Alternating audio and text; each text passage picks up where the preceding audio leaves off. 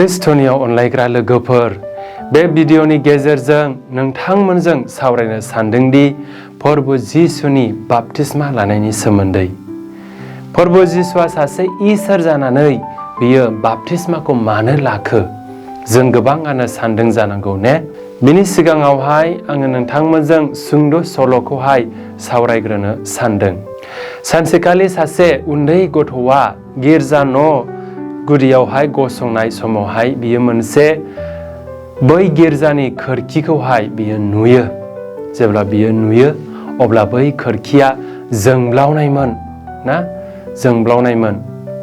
अब्ला बियो गावनि बिमानियावहाय सोंनो हमदों, "अ आयै, बै खोरखिया मानो जोंब्लावदों? नाथाय बै खोरखिया दि हाद्रिजों बुंफबनाय, अब्लाबो मानो जोंब्लावदों?" नैबेखौहाय बे गथ'आ सोंदोंमोन। अब्ला बिमाया गुरै गोसोजों फिननायखौ होदोंमोन, "अ फिसा, बै खोरखियावहाय जानाखि साननि लाइटना नांनानै बै खोरखिया जोंब्लावदों। नाथाय गोसोआव लाखिनो गोनांदि फिसा, जोंबो पापिब्लाबो इसोरनियाव गावखौनो गथायोब्ला इसोरनि स्राङाबो बेबादिनो जोंनियाव जोंफबगोन।" बे देवबाराव जोङो जिसु ख्रिस्ट'नि बाप्तिस्मा लानाय सानखौहाय फालियो। बियो मोनसे गेदेर फोरबो जों काथलिकफोरनि थाखाय। आरो जोङो खोनानाय सुंद' सल'आ जोंनि बाप्तिस्मा लानायखौहाय गोसोखांहोयो। बाप्तिस्मा लानायजों जोंनि खोमसि जिउआव इसोरनि स्राङा हाबफैयो आरो जों बयखौबो इसोरनि फिसाफोर खालामो। आरो जोंखौ बे बुहुमाव बै स्रांखौ होनो थाखाय इसोर आफाया हांख्रायदों। नैथि तिमथिनि 1:6 जोङो मोननो हायो ने? गोथार पाउलुसाबो बाप्तिस्माजों इसोरनिफ्राय मोननाय बै स्रांखौहाय सावबाय थानो थाखाय जोंखौहाय फोरोंदों। आरो बे गोथार फोरबोआ जोंनि जानाखि ख्रिस्टमास सिजोनाबो जोबनानै थांबाय, नैबेखौहाय जोंनो खोन्थायो। आरो जोङो अर्डिनारि समावहाय हाबसिगोन नैबेखौ फोरमायो। आरो बे फोरबोजों इसोर आफाया गावखौनो जों सुबुं माहारिनो नुजाहोबाय। माबोरै? जिसु ख्रिस्ट'नि गेजेरजों न, गावनि सासेल' फिसाज्लानि गेजेरजों इसोरा गावखौनो जों सुबुं माहारिनो दिन्थिबाय। दा बेनो जों बे फोरबोआवहाय जोङो फालियो।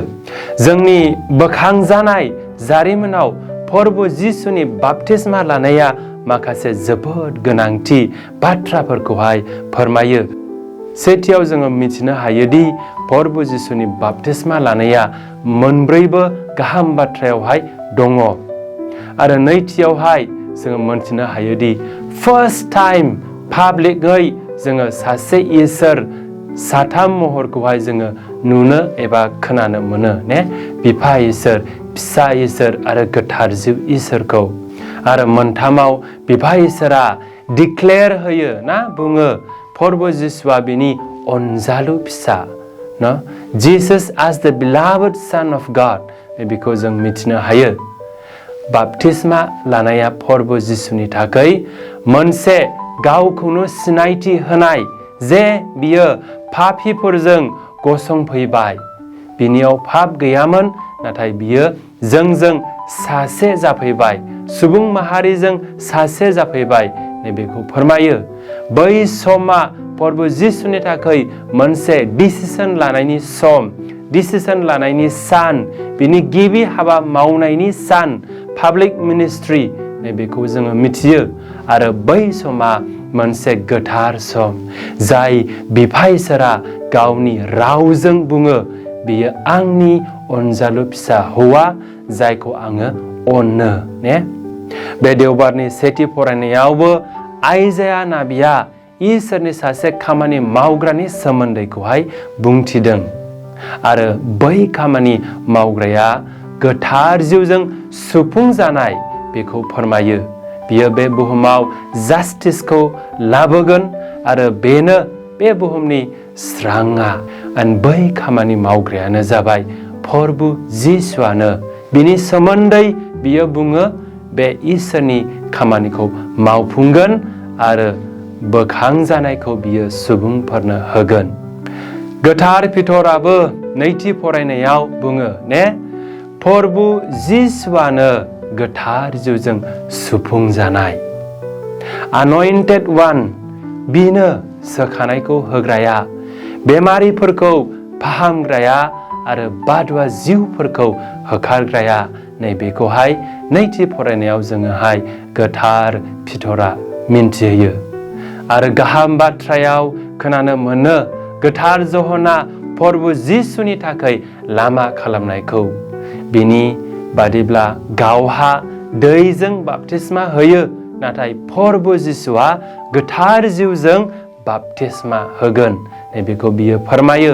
प्रभु जिसुनि बाप्तिस्मा लानाय समाव सोरगोनि दरा गेवदोंमोन आरो गोथार जिउआ फैदोंमोन आरो इसोर आफानि रावखौ खोनानो मोनदोंमोन जे बियो गावनि अनजालु फिसा हौवा, बिनि सायाव बिहा अननाय दं। नैबेखौ जों खोनानो मोनो। बाप्तिस्मानि ओंथिया मा? जोंनि थाखाय बाप्तिस्माया मा?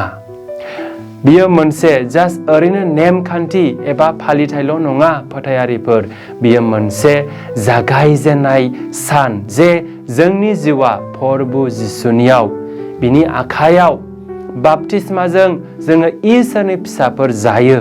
जोंनि गाननाय जिफोर बायदि प्रभु इसोरा जिसु ख्रिस्टजों जों बयखौबो गानहोबाय, जोंखौ गोथार जिउजों सुफुंबाय। बेनो जोंनि बे बाप्तिस्मानि गुदि आरो गोथां फोरमायनाया। गोथार पाउलुसआ बुङो जोङो प्रभु जिसुजों बाप्तिस्मा लानायजों लोगोसे जोङो बिजों फबजाबाय, जाहाथे प्रभु जिसु सिखांफिननाय बायदि जों बयबो गोदान जिउखौ मोननाय बायदि। जिहुदिफोरनि ट्रेडिशन बादिब्ला बाप्तिस्माया मोनसे सोलायनाय आरो गावखौनो इसोरनो होनाय एबा गथायनाय। बेनिखायनो जोंनि बाप्तिस्माया जोंखौ जोंनि सम, मेलेम आरो गासैखौबो इसोरनि मुंखौहाय बाख्नायनो आरो बिनि मुंखौ गोजौआव लांनो, नैबेखौहाय जों बयनिफ्रायबो प्रभु इसोरा हांख्रायदों। प्रभु जिसुआ बुङो आंनि सोलोंसा जानोब्ला क्रुसखौ बान आरो आंनि उन उन फै। जिहुदिफोरनि बाप्तिस्मा होनायाव दै सिङाव नारसोम जानाया मोनसे सिम्बल एबा साइन, गुरै आरो सुस्रांजानायनि। बेनिखायनो बाप्तिस्माया मोनसे हांखो ने, पापजों जोङो थैबाय आरो गोदान जिउजों जोङो सिखारफिनबाय। गोथार पितरा बुङो गुरै जा, जाहाथे इसोरनि बोलोगोरा आखाइया जोंखौहाय नांगौ समावहाय दिखांनाय बायदि। अनजाग्रा लोगोफोर, जोंनि बाप्तिस्मा लानाया जोंखौ हांख्रायो ने, अराय सम इसोरनि फिसा महरै थांनानै थानो थाखाय। आरो बेबादिनो थांनानै थानो थाखाय जोंनो मा नांगौ?